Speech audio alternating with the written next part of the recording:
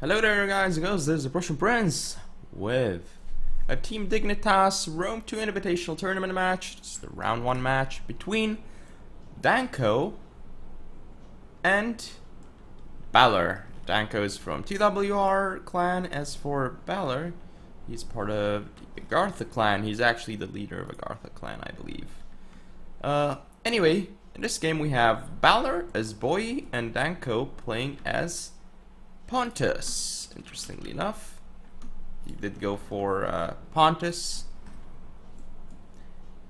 Now, of course, there are attacker-defender rules in this tournament, but here's the thing: the attacker on this map, on Armavir, again, as you have seen before in my videos, and I keep saying it, has a huge advantage in terms of being able to attack downhill. So already I can give a huge advantage to Balor because he brought the Boy against Pontus, which normally is pretty decent for Boy, and he's doing it on a map that's quite forested, and also he has a downhill advantage. So I think this game can definitely go into Balor's favor, but we'll see the way it's played.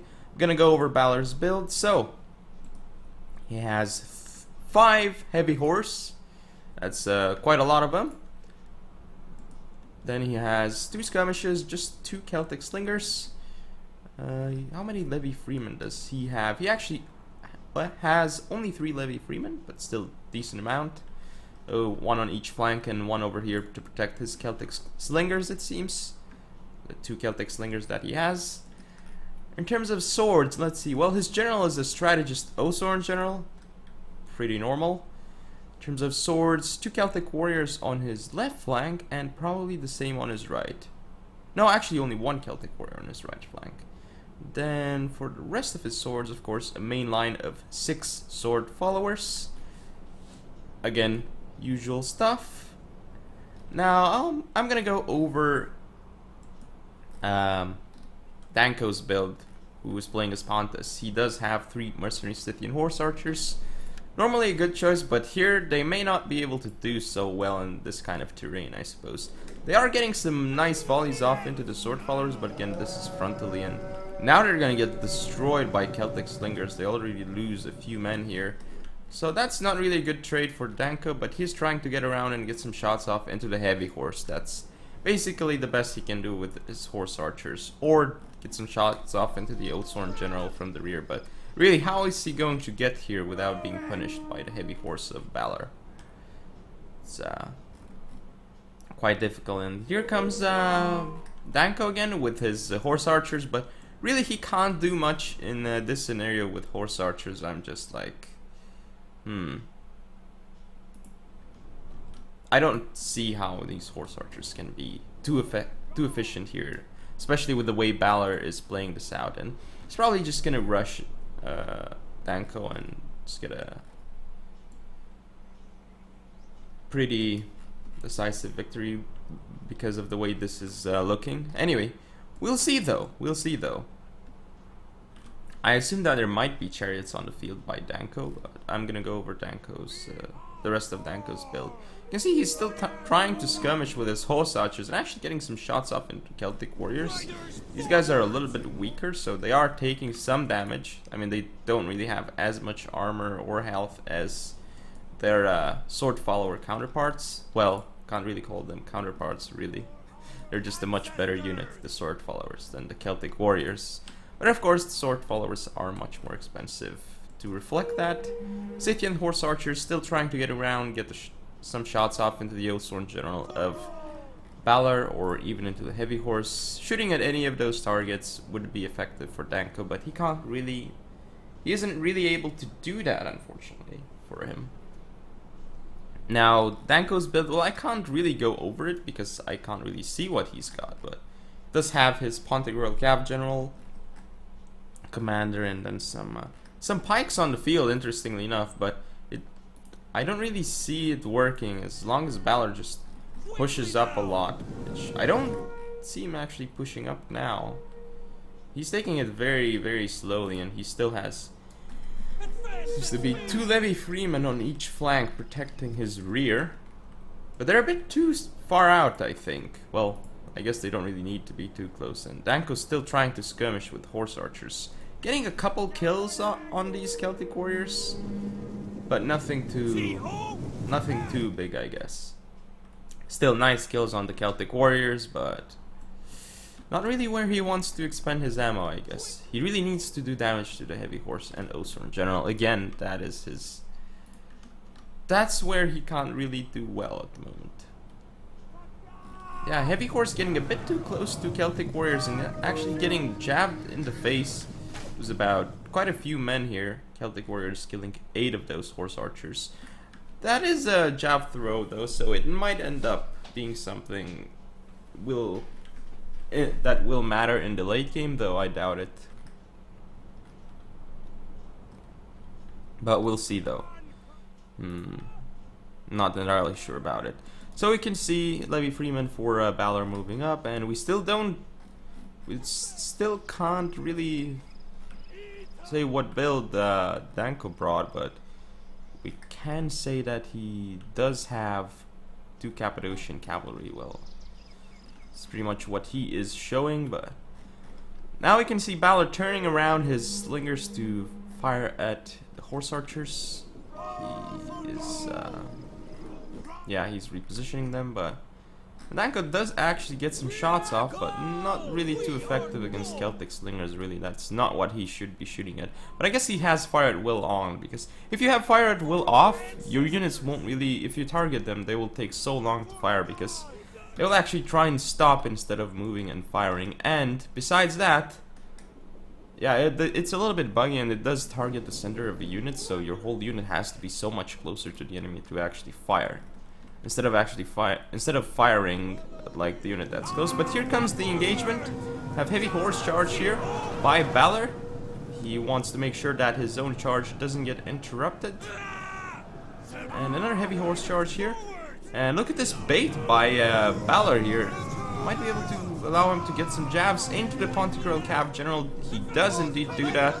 The Pontegrill Cav General for Danko taking so much damage. Celtic warriors wavering over here, and this is probably the unit that did get destroyed by earlier by a lot of arrows.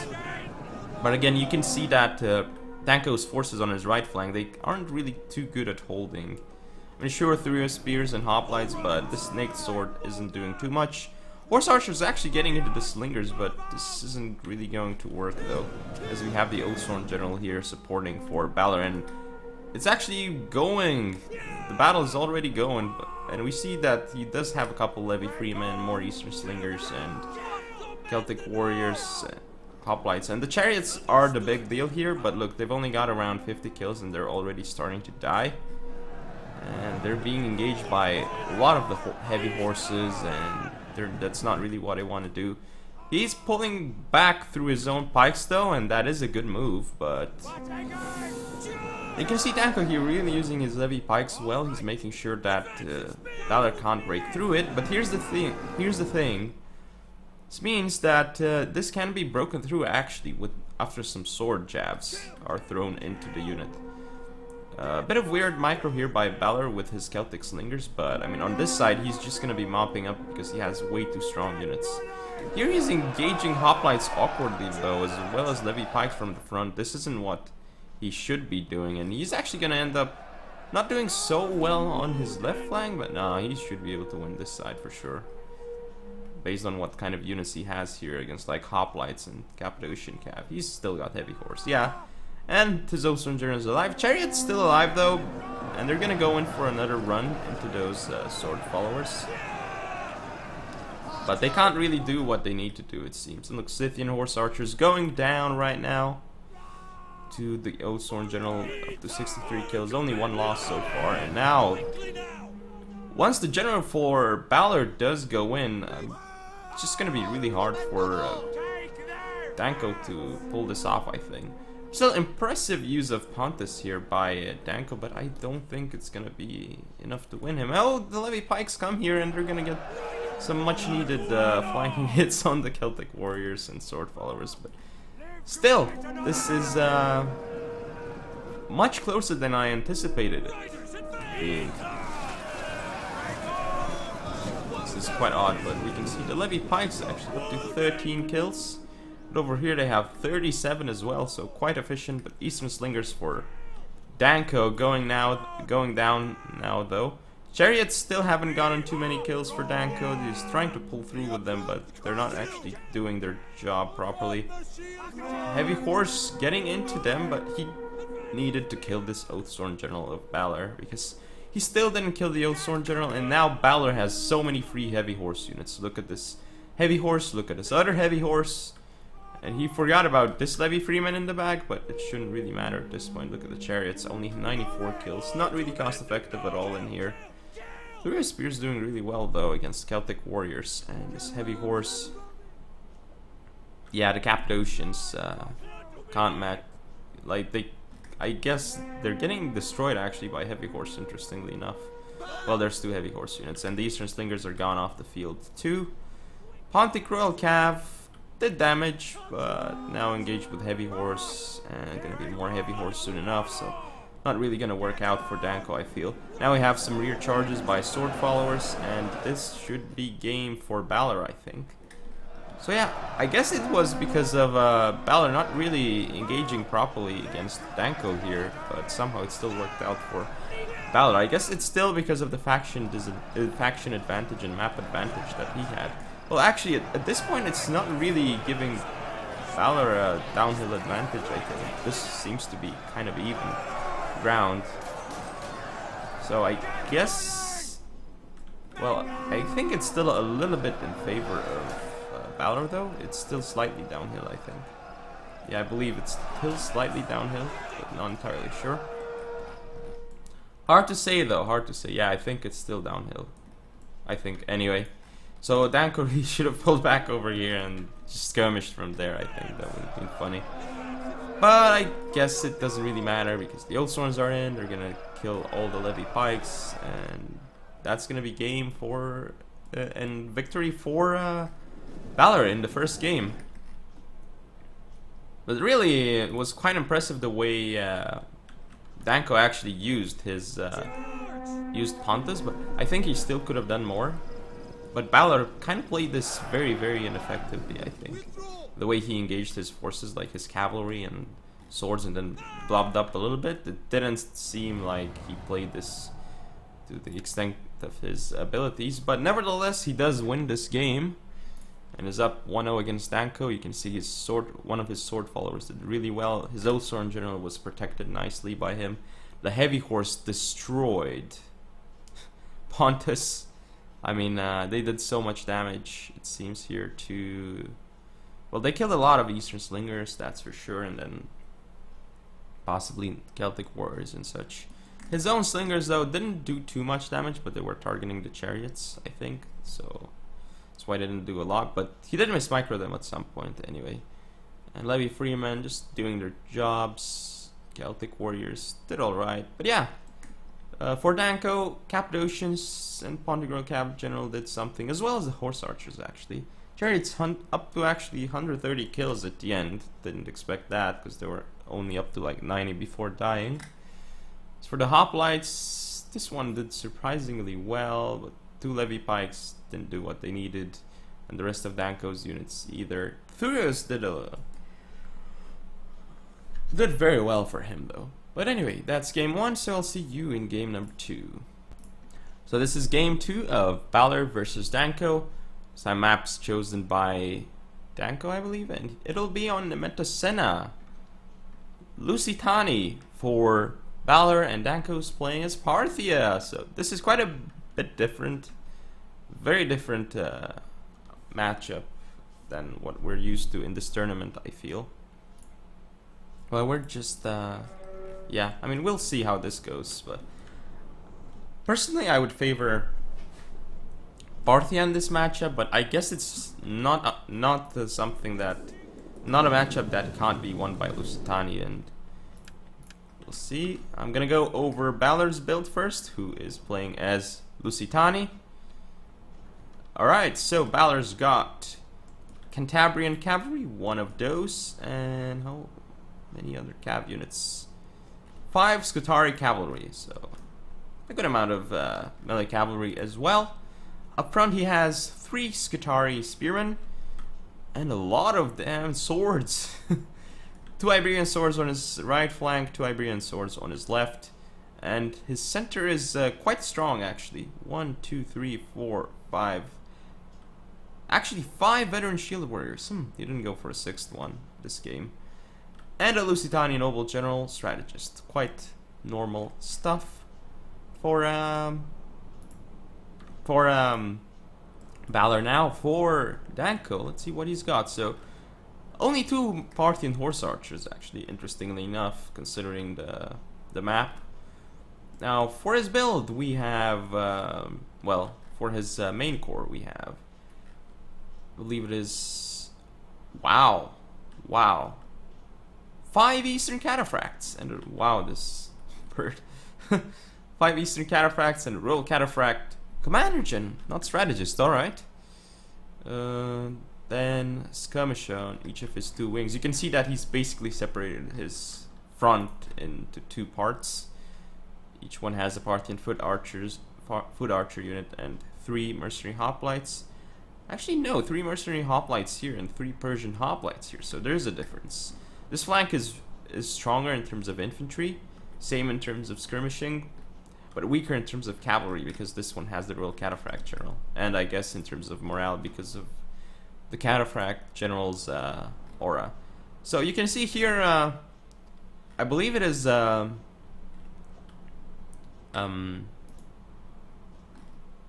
it's Balor, sorry, I'm getting confused. Balor playing as Lusitani. I think Balor is making a mistake here because his Iberian swordsmen are going to die to the Parthian horse archers. I think he should have used Skutari spearmen perhaps instead to shield his other troops, but because Iberian swordsmen will just fall quickly to Parthian horse archers. But again, he might just be trying to waste the ammo, and I don't think this is worth it though for him. So he's losing quite a few Iberian swordsmen for little to no gain anyway. It's allowing the Parthian horse archers to do lots of damage. Just look at them down to 106. I mean, he is spreading them out, so this is really good for Balor, but I still don't like that he's losing so many Iberian swordsmen. Now he might lose more as he turns around, but no, he just goes around back in. So the 3 Skutari spearmen in the front, and then we have the sword line here for Balor. Here comes Danko though. He seizes the opportunity, so he's like, okay, I'm just gonna go charge this Iberian swordsman. But now that Balor is peeling off the Skutari cav and the Cantabrian cav, Danko might regret that decision, so he does pull his Cataphract unit back. That's a smart move by Danko, because he doesn't want to get that odd engagement going for him. But yeah, this is still gonna be quite difficult for Danko to pull off. This unit isn't actually in the forest, it's not over here. But I feel like if Danko just rushes this flank, it's gonna be a huge win for him. But if he gets rushed over here, he's going to end up losing this flank. So, oh, this could be huge for Danko if this Eastern Cataphract goes in without jabs being thrown by the Iberian swordsman. Oh, the jabs do hit the Eastern Cataphracts, but here comes a huge charge into the Iberian swordsman. The Iberian swordsmen do go down to below 50. Wow, that charge, 66 kills. Only 66 kills. It looked like they killed the whole unit in the charge. Why is it only saying 67? That's weird. Oh, yeah, the Parthian horse archers did a lot of work actually beforehand. Now here come the Eastern Cataphracts charging into the Skutari cav. Over here we also have engagements starting as well. Skutari cav trying to engage the Eastern Cataphracts, and they actually got charged by the Eastern Cataphracts, but the Eastern Cataphracts are pulling back behind the hoplites now. Good move. However, he's going to probably end up losing this one Eastern Cataphract, Danko that is. He's gonna pull out with this Eastern Cataphract. The Skutari cav is chasing him though, so doing HP damage. Parthian horse archer supporting, and here comes the Royal Cataphract General. Not trampled, but he's going to get a nice charge into unbraced Skutari spearmen. Here comes another Eastern Cataphract unit trying to go for the Skutari cavalry and Iberian swordsmen. As for the other flank, again, veteran shield warriors. Nice move here by Balor. He's going to be engaging the mercenary hoplites with Parthian foot archers in melee. However, Danko is pulling out his Parthian foot archers. Again, good move by Danko here. We have activated counter cavalry tactics by Balor on his Skutari spearmen, so he will be able to deal quite well with the Eastern Cataphracts. Another Eastern Cataphract charge into the veteran shield warriors frontally, but the veteran shield warriors were not braced. Again, we see Cataphracts doing lots of damage on this flank for Danko without losing anything and routing that Skutari spearman off the field. Very important move. Now he's pulling those 3 hoplites to the main engagement because he wants to support it. And the Cataphracts, he did charge the Lusitani nobles, didn't really do anything, and now look at those 2 Iberian swordsmen. This is exactly what they want to do, throw their javelins into an expensive Eastern Cataphract unit. As for this flank for Danko, it's actually falling to the Skutari cav. Well, actually no, because there's veteran shield these are only veteran shield warriors that are down to 66, so Danko should be able to win that flank. Now he's actually trying to pull away from this engagement, and he might just go back in with Cataphract charges. And I think that's what he's gonna try and do. Now he's flanking with hoplites, and that might go very well for him. Really nice volleys with the Parthian foot archers into the Lusitani nobles. That's good for Danko for sure. Now the mercenary hoplites over here are engaging the Iberian swordsmen, but they're not doing too well, of course, because Iberian swordsmen are quite good and very effective as well with their javelins, and I do like that you can just write their normal attack is like just javelins, so that's why the Iberian swordsmen are really good, I think.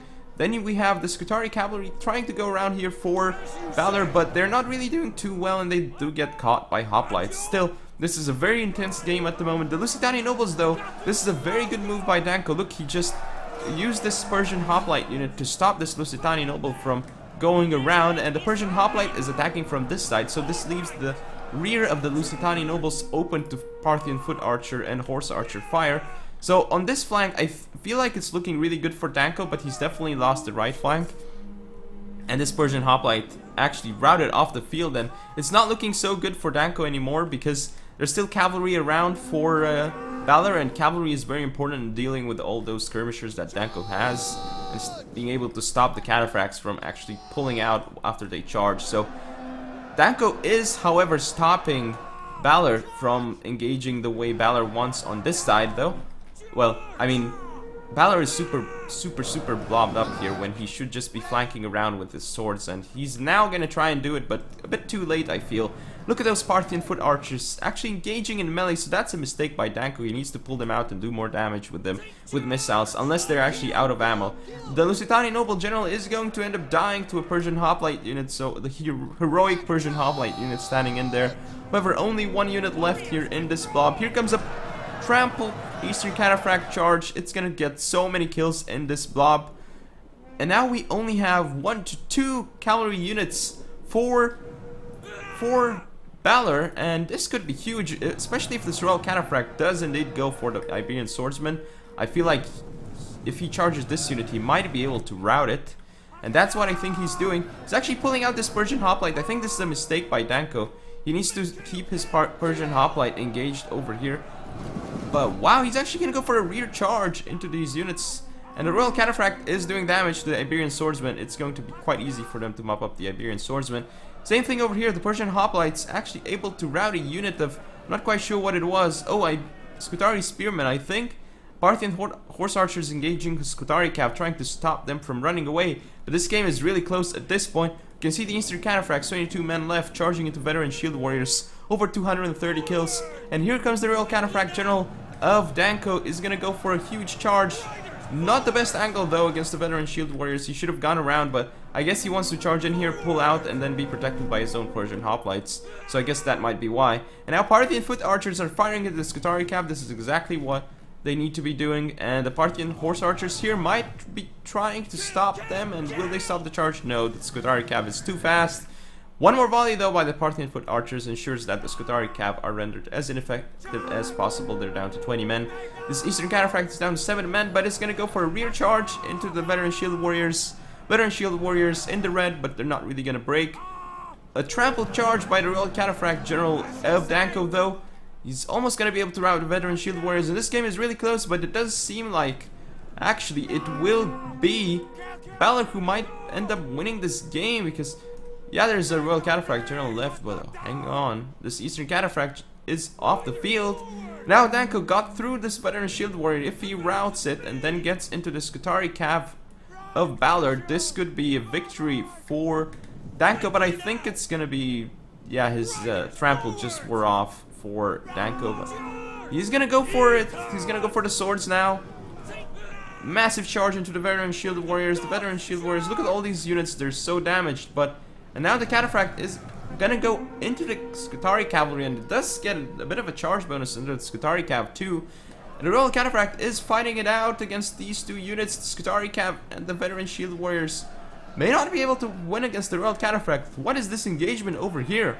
This is a huge engagement. Well, not huge engagement, but this is a decisive moment of the battle. Veteran shield warriors down to 24, but we see the Royal Cataphract starting to go down. However, Frenzy charge did wear off, and look at the morale of Balor's units. They're in the red, and this Skutari cav is trying to pull out, I think, but it's now routed off the field. Veteran shield warriors against the Royal Cataphracts. I think Danko is going to end up pulling out his Royal Cataphracts and then get a massive charge on the swords. Yeah, he's pulling out his Royal Cataphracts. Oh, if these veteran shield warriors had javelins, it would be game over for Danko right now. But just look at how close this game is. Look at all the bodies on the battlefield. All these Persian hoplites, veteran shield warriors, and Iberian swordsmen, and cataphracts. That's so huge. This is one of the closest games I've seen recently. So the Royal Cataphracts for Danko still trying to get away, and I can't really breathe anymore. But Danko's preparing for a charge. He activated the raised banner, but I think he needs to wait for trample.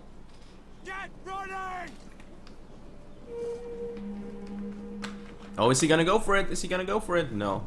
But I mean, he activated the raised banner a bit too early though. He should have activated it exactly when he wanted to fight. He might actually decide to fight now. He still is under raised banner. And here comes trample charge. He's no longer under raised banner though. That could be problematic, but is it really gonna matter? Look at the veteran shield warriors down to 7 men. They're gonna try and duke it out, but the Royal Cataphract General of Danko, 240 kills, and is able to rout the last unit of Balor, and that is game. Wow, what a game here. It's a masterful Parthian display by Danko, and Balor himself played this out really well, but unfortunately for him, he was not able to defeat this Parthian build, which was quite peculiar actually. Only 4 missile units, but he had so many Eastern Cataphracts. He had his Royal Cataphract General. Again, not the standard strategist Royal Cataphract General, I suppose. He went for a Commander General instead.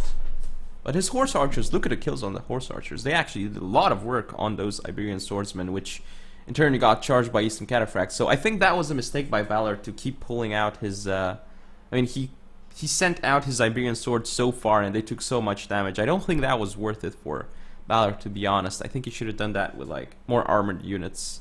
Or he should have just not done that at all, I think. I don't think it was a necessary move for him to do. But you can see his Balor's Lusitani nobles getting 123 kills, but they got shot a lot by Parthian horse archers and foot archers as well, so that's why they couldn't be as effective as they really wanted to be, and that was a huge moment as well for Danko. The fact that he engaged the Persian hoplite from the correct side, which meant that Balor's general had to be... its rear was exposed to Danko's Parthian foot archers. That was really well done by Danko to engage the Lusitani noble from that angle. And you see Balor's Skutari spearmen didn't do much as for his veteran shield warriors. Not much either, but I mean, they don't have to do too much when there's only 6 infantry units on the field for Danko. And his cavalry didn't do as much as it needed to do, I feel.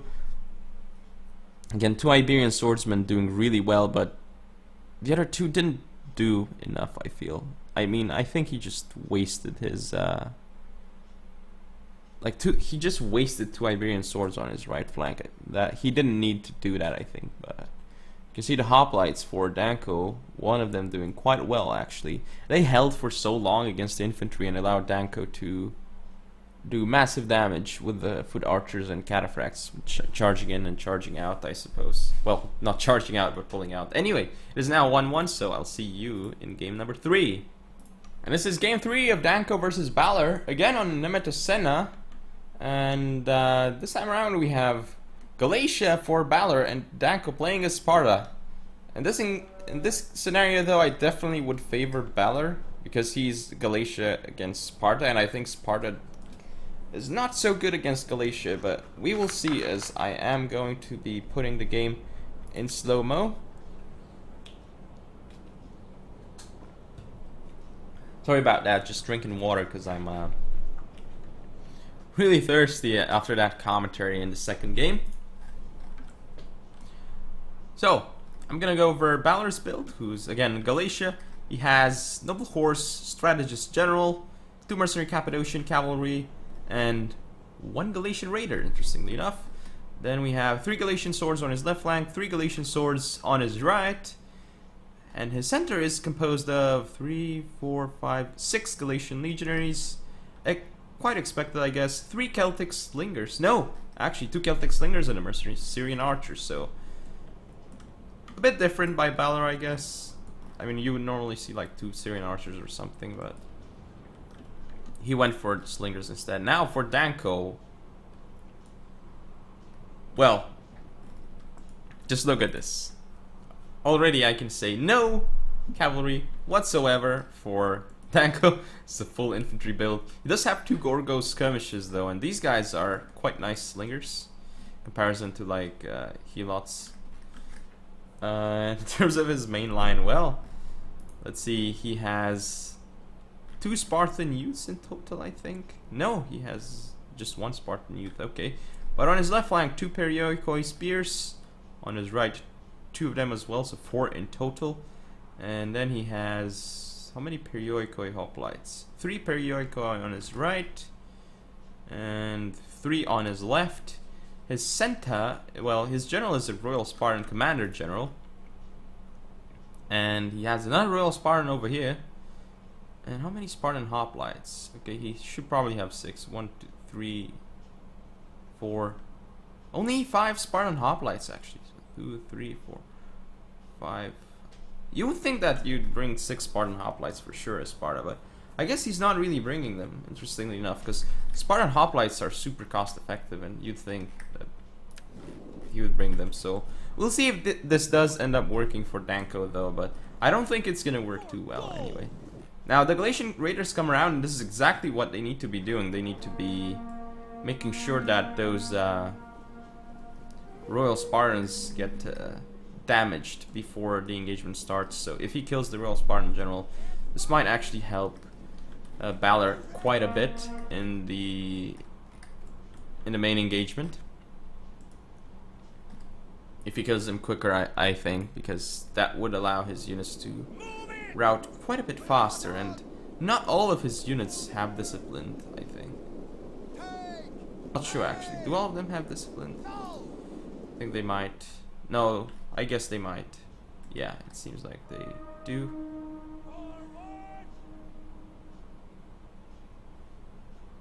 But anyway, look at the Galatian Raiders getting so close. I don't think this was a good move here by Balor. He went so far up front. And Spartan youths, these guys are like meat shields. They're really cheap, but against Mercenary Syrian Archers, wow, this is a mistake by Balor. Look at it. Spartan youths going into Syrian Archers. This is a huge mistake by Balor. They're going to end up dying to Spartan youths, despite Spartan youths being terrible in melee. So he's gonna pull him out, but this means he still lost so many units in the battle. I mean, so many units in the engagement. Pulling out though means that he barely lost any though after that. Look, just 67. Still really bad though. And now here comes the engagement on the other side. Perioikoi hoplites being flanked by Galatian swords though, and again Galatian swords gonna be killing the Perioikoi spears here. So overall, I don't know how Danko is gonna end up pulling this one out. And look, this Spartan youth is gonna be off the field soon. Royal Spartans here will definitely beat the Galatian Legionaries, and these Spartan hoplites will do alright against Galatian Legionaries for a while, but they won't win, of course. And we have another Perioikoi hoplite for Danko that's going to be pulled into the engagement. No engagement over here, and the thing is Danko doesn't have cavalry, so he's not really mobile. And look, already 2 a Periodically Hoplite and a Periodically Spear unit kind of wavering at this moment. We see now though that Balor is gonna send his Noble Horse around and try and get some rear charges into these units. But look, Danko's left flank is just dying so quickly to all these sword units. Because look, Sparta and Hoplites getting destroyed by Galatian Legionaries here. And yeah, just Galatian Legionaries are just far too good against Spartan Hoplites. And look, rear charge into Periodically Hoplites with the Noble Horse gonna rout those off the field. This Periodically Spear doesn't have a chance. It's a mistake though by Balor though, just pushing into this one Spartan Hoplite, because now he's gonna get flanked by this Periodically Hoplite. So again, a little bit of too much blobbing going on.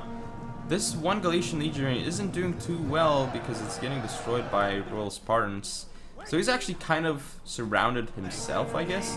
But he did get rid of the surrounding unit. And now look, this Periodically Spear here is holding on like crazy, but it is going to rout soon.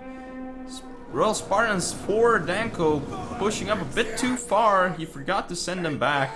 Now Galatian Legionaries can definitely start flanking the Royal Spartans, and this is gonna be a huge move in this battle though. Like the Royal Spartans, they're far too out of positions here, I think. Look, these Periodically Hoplites, they're actually doing alright against Galatian swords, but there will be Galatian Legionaries soon enough too. And we have Mercenary Cappadocian Cav getting into the Gorgo skirmishers, so these guys will be off the field.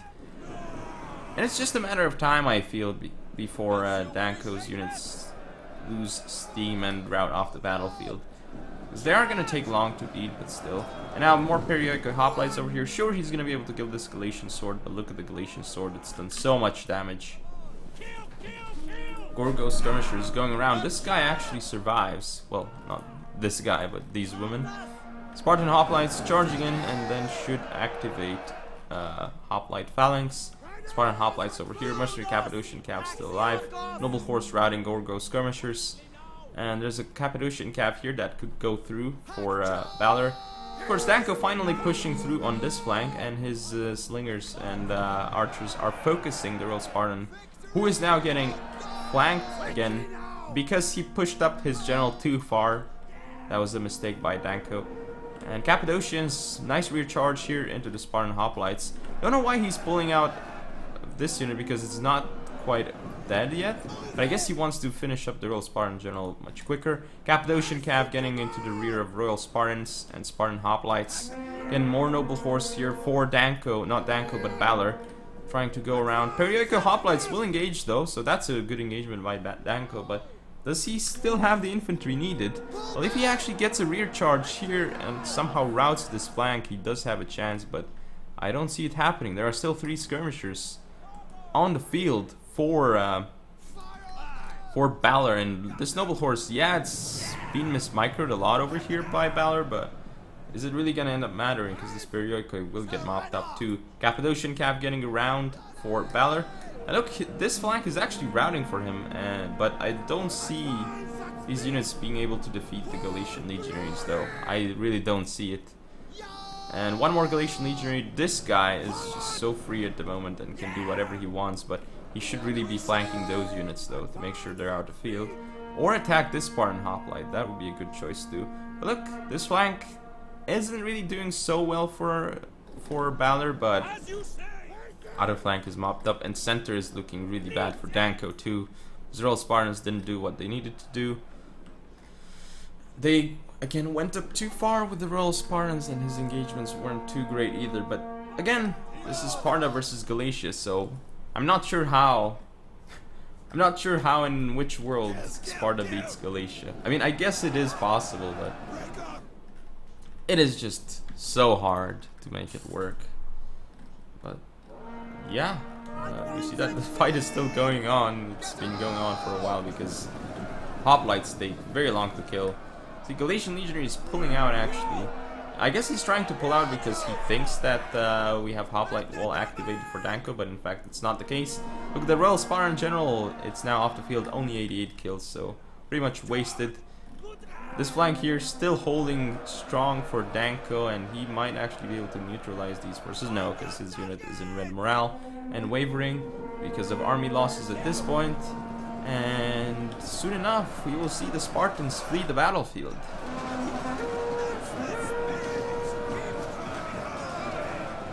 Spartans are off the field, and so Balor ends up winning the match 2-0 and advancing on to the semifinals from the round of 8. Let's take a look at the statistics. So Noble Horse, 108 kills. Again, could have been micro better, even so. Cappadocians doing well, Galatians doing damage. Galatian swords, quite a bit of damage as well. Galatian legionaries didn't do as well as I thought they would, but it's because they were facing Royal Spartans a lot at the time. And you can see that Balor didn't deploy as much as Danko did, but he sure as hell got a lot more kills. His slingers and mercenary Syrian archers didn't do too much damage though, but I guess they didn't really need to. Not quite sure why he brought those. Like, what is the point? Like, is he trying to... What does he expect from Sparta that he needs to use Syrian archers and Celtic slingers for? I guess it's because he already has like 6 Galatian swords and 6 Galatian legionaries, so he might as well just bring some skirmishes. And Cappadocian Cav, yeah, again I said they did quite nicely. Yeah, overall Balor's units did quite well. As for Danko, well, he did get 1,000 kills, but other than, let's see, well, Periodico Hoplites 100 kills. Well, his Royal Spartans, some of them got some kills, but yeah, this is... I don't really see any unit here that got cost effective, maybe besides this one Periodico Hoplite. Everything else for Danko just didn't kill enough. Like, he had holding power, but that's about it. He didn't really have killing power. You can only say, I guess, 2 Gorgo skirmishers, but really they're outmatched by 2 Celtic slingers and a Syrian archer. They're only 2 anyway, so... Thing is, how is Danko going to win against swords with all these units? I mean, sure, lots of hoplites. 1, 2, 3, 4, 5, 6, 7, 8, 9, 10, 11, 12, 14, 15, 16, 17 infantry units in total. Mix of like hoplites and spears and so on and so forth. But still, Balor did end up grinding it out because he had the better build, I feel, and better faction in this matchup. But yeah, that is it. So hope you guys enjoyed. If you want to see more, don't forget to comment, rate, subscribe, follow me on Facebook, Twitter, and Google+. Share the video, and I'll see you next time.